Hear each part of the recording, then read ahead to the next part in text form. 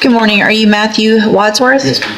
And Mr. Wadsworth was previously in court and entered a plea of guilty to the second-degree felony offense of aggravated assault with a deadly weapon. There was an agreement for a cap of 8 years in prison. I've received the pre-sentence report. Has everyone had an opportunity to review that report? We have, Your Honor. Yes, sir. Are there any additions or corrections? There you are. Not from this one. Mr. Rojas, you may proceed. Yeah, Judge, this is the cap of 8, the agreement, I think it's a cap of 8, and just based on the criminal history alone and the PSI, it looks like It looks like you did a very good job of getting that agreement. that's kind of, not that I did a good job, but I think that may be doing a favor to Mr. Wadsworth. This isn't just another assault case. Matthew Wadsworth, with a rap sheet stretching back decades, is staring down the gavel. But will his plea deal truly save him?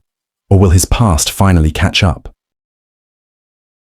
Those offenses happened in 2002, so he seems to be getting those in bunches. Those happened in 2002, he got sentenced in 2001. In January of 2002, they all happened. Right. Got revoked in 2003 on all of them. I think he did 60 months on all of them.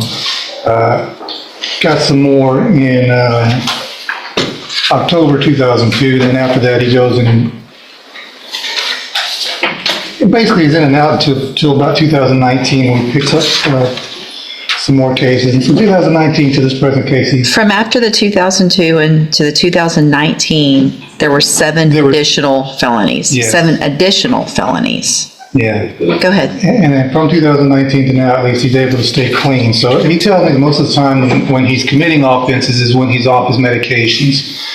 He's been back on the meds now in jail. It's helping him. He's able to think clearly now. We talked about this, and if the court's even going to consider probation, as pointed out in the PSI, the only way he's going to get probation is with safety to get help with his drug issues. And he understands that. He recognizes that. He's willing to do that. He's hoping that you give him a chance to do that. And even as he pointed out by the probation officer in the report, he's indicated that he's tired of this lifestyle. He's tired of being in handcuffs. He realizes he needs help just to make his life better. And he tells me he's ready to make that change. And he does have some statements to make to you at the appropriate time. All right, go ahead, sir. I only wrote this because I get really nervous. Sure. So I said, this letter is to ask you for some help. I'm a drug addict. Oh no. Basically, listen, man. I was a bad kid until I was ADD poster child. I was put on Ritalin. Then I did really good. The Ritalin, I went from straight F's, farting in class, thinking it was funny, picking my nose and eating it, all that stuff. I thought it was, I just was bad. They put me on Ritalin, I went from straight F's to straight A's. I was sexually abused. My parents were drug addicts. I went to prison. You guys forgot something. I hope it don't hurt me, but I got beat up. I had a robbery in 1992. When I got out from that robbery until 2. when you started, 2002, yes, ma'am. I stayed out of trouble again because I was on medication. It's been my whole life. It's been the pattern of my life. I'm on my medication. I'm a great guy. I'm a journeyman electrician. I'm a father. I'm a grandfather. I spend time with my kids. If I'm off of them, and the reason I got off of them and this offense happened is I was hearing voices. I thought my roommate was holding my girlfriend hostage. It says I hit him with a bat, but it was my walking cane. It wasn't a bat. And I did hit him, and I felt horrible because I found what was going on. But in my head, our house burned down, dogs died, and I just kind of went crazy.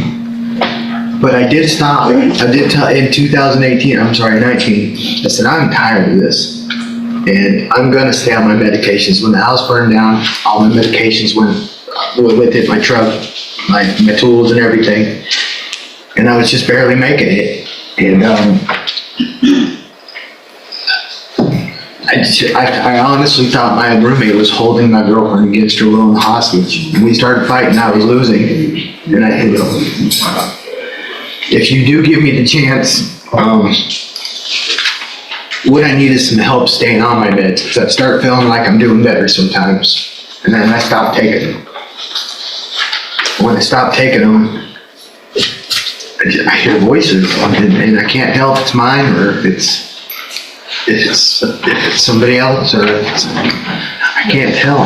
So, but Mr. Wadsworth, here's the thing. Yes, ma'am. And I appreciate what you're saying, and I feel like you are sincere in what you're saying. Okay. The problem is, you're 51 now, 52? 51. 51. Fixing to be 52. And you know you've had these issues. Yes, ma'am. You've been given opportunities, and you know I need to be on my meds. And even if I give you a probation, it's only for so long. At some point, you have to stay on your own meds, and you can't require someone else to force you to do that and take a chance with society and the community of you hurting someone else. Honestly, I'm not sure, but I honestly think that you have the worst criminal history I've seen. 19 misdemeanors, 21 felonies, and even more dismissed charges. This record is staggering. The judge calls it one of the worst she's ever seen. Do you think someone with this history still deserves probation? 21 felony convictions.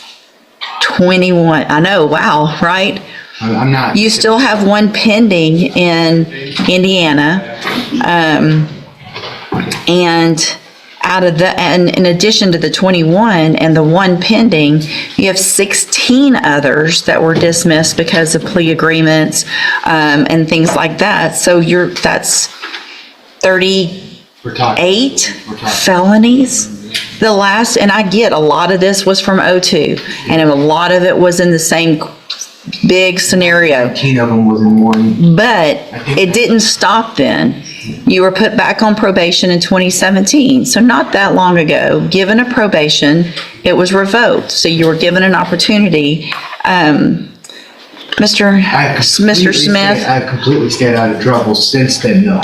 Not one single incident. Well, you had 2017 an unauthorized use of a vehicle, felony. 2018 an obstruction of justice in Pike County. Yes, ma'am. 2019 an escape, that's the one that's pending. Hold on. Oh, I'm sorry.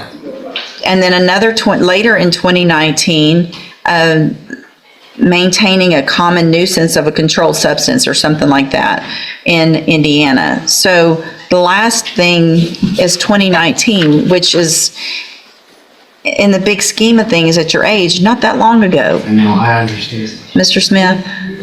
Judge, I would point you to his account of probation where he said the part about the baseball bat is not true. A dresser fell on top of it. I saw that.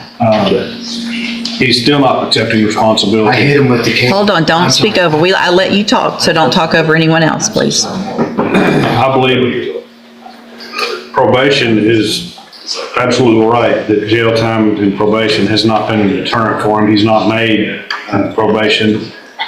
We would ask for the 8 years to be seen. Mr. Wadsworth, again, like I stated before, to Mr. Rojas, the fact that he was able to negotiate for you a cap of 8 years on a second-degree felony with your criminal history, there's part of me today that was considering not even accepting this plea agreement. Because I think with your criminal history, personally, I think it's ridiculous. I have to understand. So I'm going to find that you entered your plea of guilty freely and voluntarily. I'm going to find that you entered your plea of guilty. I'm going to find sufficient evidence to find you guilty, and at this time find you guilty of aggravated assault with a deadly weapon. Sentence you to a term of 8 years in the institutional division of the Texas Department of Corrections. There will be an affirmative finding of a deadly weapon. You will receive credit on that sentence for any time that you've been in custody that the law gives you the right to receive. I'm handing you the trial court certification that shows this was an agreement that I followed, and so you've waived your right to appeal. I have 8 years in prison. That's the final judgment for Wadsworth, capped despite his massive criminal history. His fate is sealed, but what's your take on the ruling? drop a comment, hit like, and subscribe for more dramatic courtroom moments.